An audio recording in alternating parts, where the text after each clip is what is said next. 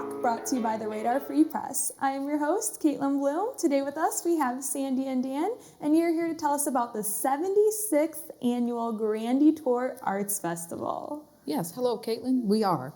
So can you tell me, for someone who's never attended before, what is this art festival? Well, every year it's on a Sunday, the Sunday after Labor Day weekend, and it just attracts many people for various reasons. There's food vendors, there's live music, there's wonderful artists, all different kinds, from paintings to ceramic to jewelry, and it's just a wonderful atmosphere in Grand Detour at the John Deere Historic Site, for kids to run around.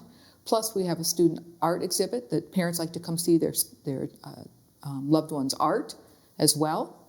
So something for everybody. Wow, what do you guys have going on besides art? I know there's a lot more going on, right? Well, let's see.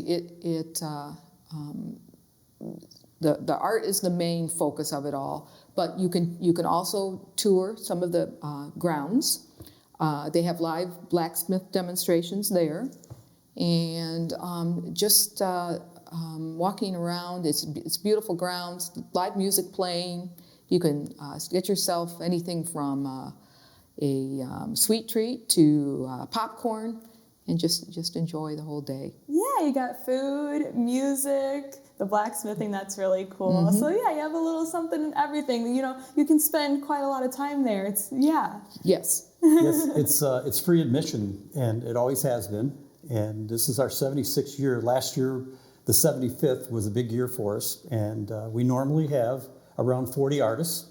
This year we're at 37, but we still have applications out. And it's fun for all ages. The food varies from like hot dogs for the kids, ice cream. And then, like she said, there's a blacksmith show all the time going on. And the music is great music from around the area. Local artists, and then they start right at 9 o'clock, and we change artists almost every 2 hours. And this would not be possible without some donors. Our biggest donor is OSF Healthcare and Sauk Valley Community College. They help make this possible.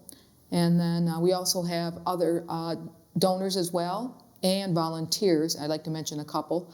One being the Dixon High School Kiwanis Key Club. They volunteer their time, as well as Sauk Valley Impact students, Sauk Valley College Impact students. They help set up and take down, and we really appreciate that. That's wonderful. So like you said, it's the 76th year.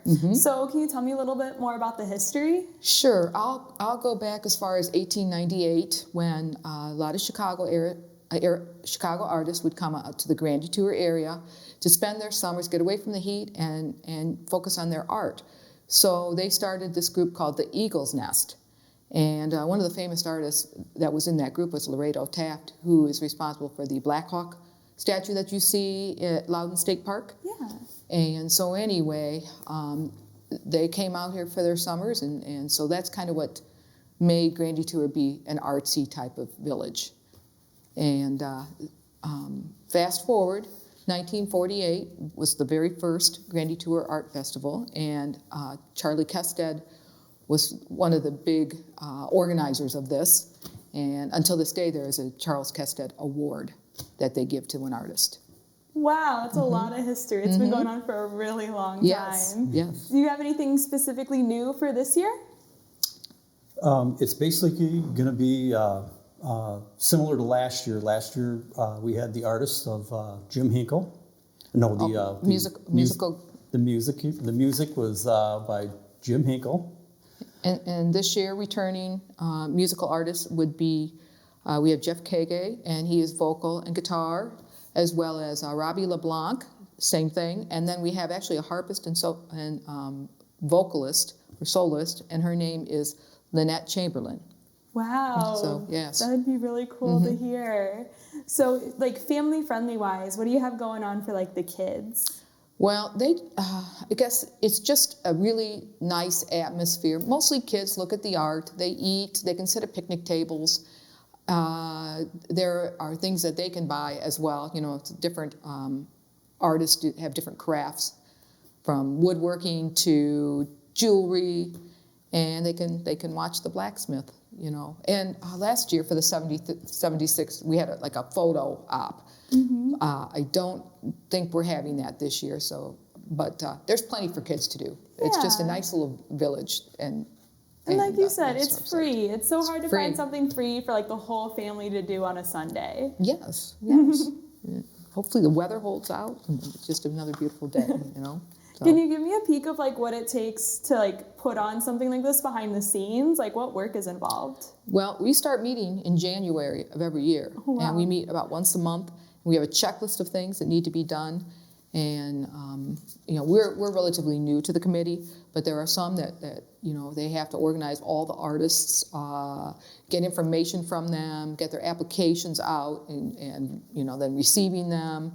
So there's a lot behind the scenes. And then the day of the festival, there's the setup. So the artists all come, and they have to set up their booth in different locations and need help. And so there's a lot going on that whole morning. We do have a few tents that we can rent. If you're an artist out there interested in coming, but you don't have a booth to set up in, we do have tents to rent this year. Yeah, we offer that. And also this year we're going to do a raffle. We lost an artist last year. His name was Charlie Kerr from Dixon, Illinois. And Charlie was a great person, not only a great artist. And his wife has gifted us a piece of his art to raffle off. And it's a photograph. His art was photography, and it's a framed piece of art that he had, and it's called Winter Shelter. And we'll provide pictures for you at the end of our interview to put that on your website. Aww, So so it'll be raffled off, and proceeds get donated back to the art festival, I do believe. So, you know, that helps us a lot for the next year. So. Yeah, so can you give me all the details? Like, what do I need to know if I want to attend this event? Okay, so if you're hungry, I'm just going to look at this real quick because we have some great vendors. We have Baker Street with Margie Wildman. She offers a really yummy chicken pot pie and other sweet treats. Then we have Miss Mint's Pop Shop, and they are popsicles. Then Hector's Cocina, and we have, it's a Mexican food truck out of Oregon, Illinois. Just for Fun Ice Cream out of Polo, Illinois. Dogs on the Run, so it's hot dogs and all the fixins. And then we have Farming Heritage, and that is fresh popped on the site kettle corn. So you can pick from several different food items to get you through the event. And usually, actually, this festival draws between 1,500 and 2,000 people. Wow. So it's a big day for us.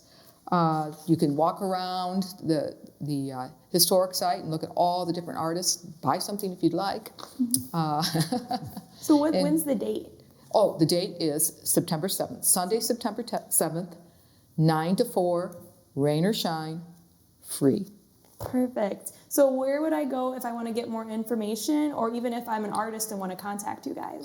We have Facebook sites, and you could contact me or Dan, and we'll provide our phone numbers for that, and we could actually, you know, connect you for, depending on if you wanted information on something that we couldn't give you, we would provide the rest of, you know, the names and numbers for anybody you want to talk to.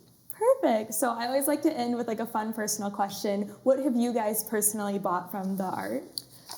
Well, last year, because we both worked it, we had to look at everything before it got started. So there was a artist that had these beautiful linen towels and woven up from a loom, and so I bought one of those. And actually I bought. There was a young man that had wooden spoons and spatulas, and I bought 2 of those.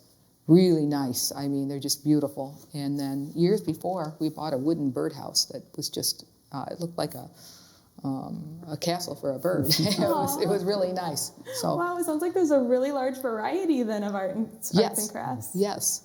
And one last thing I do want to touch base on are the judges and their names for the show, if that's okay. Yes, absolutely. So this year, the judge for the main show, her name is Danielle Koenig. I believe I'm pronouncing her name right, I hope anyway. And she just graduated from NIU's master program. And then our judge for the student art is Brock Sondgeroth. and he is a Mendota art teacher. So those are our judges, and they get to make these decisions. Yeah, do you want to explain more how the judging works? Like, the show is actually judged, and there's like awards and ribbons. Yes, and actually the students, they usually receive goodies from like art supplies. Sometimes it's the Books on First does that. I'm not sure if it's them this year, but they usually get art supplies to last them through the summer, which is really nice for these kids. And I've been to one judging for students, that was last year, and the judge just walks around, looks at all the art, like according to age categories, and something stands out. And I thought it was really interesting. You don't know what, but I tell you, there's some talented students. And with the main show part, I know that the judge walks around to each booth, and there's different categories for best of, and he just decides, and they put a ribbon up, who gets first place and who gets what award, and that's done quite early on, I would say. So excellent. I've not been part of that judging of it other than the student art. Yeah. So. Well, thank you, Sandy and Yes. Dan, for being here with me today. I want to say thank you to our listeners and to our production crew, of course. And remember that the Radar Free Press is free, so we do rely on those likes, shares, and comments to keep us thriving. And if you want to see more videos like this, check out theradar.online.